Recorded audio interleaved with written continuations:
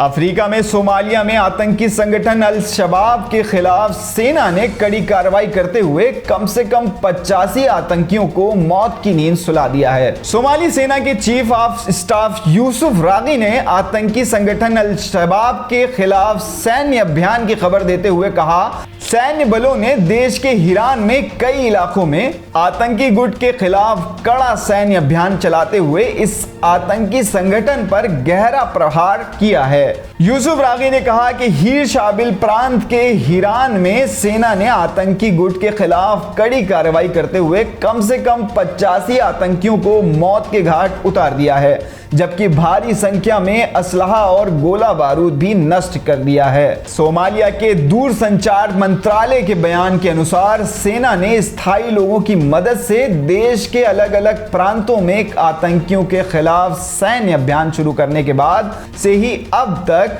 कम से कम 300 आतंकियों को हलाक करते हुए उनके कब्जे से 30 गांवों को और शहरों को आजाद करा दिया है। अल-कायदा से जुड़े इस आतंकी संगठन ने अफ्रीका के कई देशों में आतंक का नंगा नाच मचाते हुए सैकड़ों लोगों की हत्या की है। अफ्रीका के कई देशों में सैकड़ों आतंकी हमले करने वाले इस क्रूर संगठन ने सोमालिया की राजधानी में भी सैन्य बलों और अफ्रीका शांति बलों पर कई क्रूर हमले किए, सैकड़ों लोगों की जान ली है। अफ्रीका महासंघ के अभियान पर निकली इथियोपिया की सेना पर भी अल शबाब ने हमले की साजिशें रची हैं, जिसके जवाब में इथियोपिया ने सोमालिया में घुसकर कई बार अल शबाब के खिलाफ हवाई हमले किए हैं। बता दें कि अफ्रीकन यूनियन फोर्सेस संयुक्त राष्ट्र की देखरेख में काम करती है। इसमें युगांडा, इथियोपिया, बुरुंडी और केन्या जैसे देशों के 20,000 से अधिक सैनिक शामिल हैं।